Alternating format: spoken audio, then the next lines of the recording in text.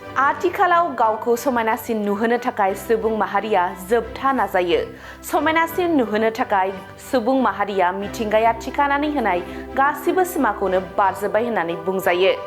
आथिखालनि टेक्न'लजि मुगायाव सुबुं माहारिया इसोरा दानानै हरखानाय महर मुस्रिखौ सोलायनानै गावनि लुबैनाय बादि दानानै लानो नाजायो आरो बेबादि खालामनायाव गोबाङानो जाफुंसार जानोबो हायो। नाथाय माब्लाबा समाव खायसेया गिदिर खैफोदजों मोगा-मोगि जानाङो। बेबादि मोनसे दुखुनांथाव जाथाय जादों उत्तर प्रदेशनि कानपुराव। कानपुरनि सासे इन्जिनियारा गावनि गुलांनाय खानायखौ मोनफिननो हास्थायनानै हेड ट्रान्सप्लान्ट खालामनायाव सुख'हायै खहा जादों। हेड ट्रान्सप्लान्ट खालामनानै गावनि बेसेन गोसा जिउखौ खोमानानै लानांबाय विनी दुबे मुंनि सासे इन्जिनियारा। बिथांनि बिसि जया दुबेआ फोरमायनाय बादिब्ला फिसाय विनी दुबेआ गोरखपुरनिमोन। खौरांनि बादिब्ला लेङाइ इन्जिनियार विनी दुबेआ कानपुरनि पानकी पावार प्लान्टआव थिसनजादोंमोन। 12 मार्च खालि कल्याणपुरनि डक्टर अनुष्का तिवारीनिफ्राय खानाय ट्रान्सप्लान्ट खालामजादोंमोन। हेड ट्रान्सप्लान्ट खालामनायाव इनफेक्शन जानायनि जाहोनाव फिसायनि जिउ खहा जानायनि अजद होदों बिसि जया दुबेआ। बिसिया फोरमायनाय बादिब्ला गावनि फिसायजों डक्टरा गावनो फनाव सोमोन्दो लाखिदोंमोन। दायो बे गासिबो बाथ्राखौ लानानै बिसि जया दुबेआ गिबि मन्थ्रिनि पर्टेलाव अजद होदों।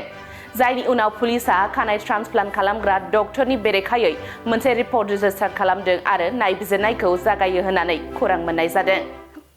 आथिखालाव गावखौ समायनासिन नुहोनो थाखाय सुबुं माहारिया जोबथा नाजायो। समायनासिन नुहोनो थाखाय सुबुं माहारिया मिथिंगाया थिखानानै होनाय गासिबो सिमाखौनो बारजोबबाय होननानै बुंजायो। आथिखालनि टेक्न'लजि मुगायाव सुबुं माहारिया इसोरा दानानै हरखानाय महर मुस्रिखौ सोलायनानै गावनि लुबैनाय बादि दानानै लानो नाजायो आरो बेबादि खालामनायाव गोबाङानो जाफुंसार जानोबो हायो।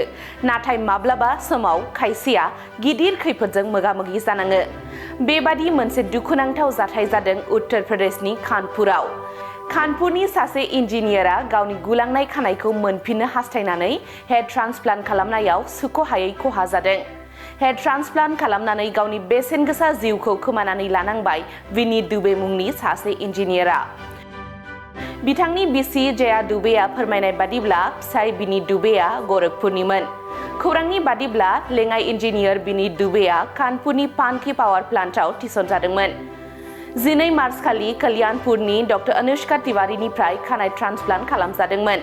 हेड ट्रान्सप्लान्ट खालामनायाव इनफेक्शन जानायनि जाहोनाव फिसायनि जिउ खहा जानायनि अजद होदों बिसि जया दुबेआ।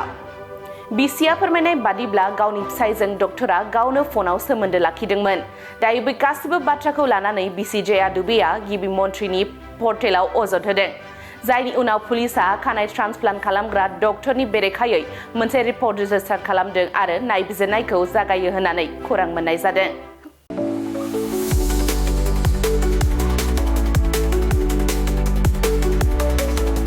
क'क्राझारनि CITआव मुं थिसननो गोसो जानाय फरायसाफोरनि थाखाय मोनसे गोजोनथाव रादाब। सेन्ट्रेल इन्स्टिटिउट अफ टेक्न'लजि क'क्राझारआ 2025-2026 सोलोंथाइ बोसोरनि थाखाय मुं थिसननायनि एन्ट्रेन्स एग्जाम खुंनो थांगासिनो दङ। Diploma, BTech, MTech, bachelor and master of design आरो PhD नि थाखाय एन्ट्रेन्स एग्जाम खुंनाय जागोन। डिप्ल'मा प्रग्रामाव दङ CE, CSE, ECE, FPT, CAI आरो AMT। BTech प्रग्रामाव दङ CE, CSE, ECE, FET आरो IE। MTech प्रग्रामाव दङ WRH, CSE, FET आरो GET। बेचेलर अफ डिजाइन आरो मास्टार अफ डिजाइनआव दङ MCD आरो PhD नि थाखाय CE, CSE, ECE, FET, IE, ME, physics, mathematics, chemistry आरो HSS। बे समाव अनलाइन आर'जलाइ लानाया सोलिगासिनो दङ आरो बियो फैगौ 30 मेसिम थागोन। डिप्ल'मा, BTech आरो MTech नि एन्ट्रेन्स एग्जामखौ फैगौ 8 जुनाव खुंनाय जागोन आरो PhD नि एन्ट्रेन्स एग्जामखौ 15 जुनाव खुंनाय जागोन।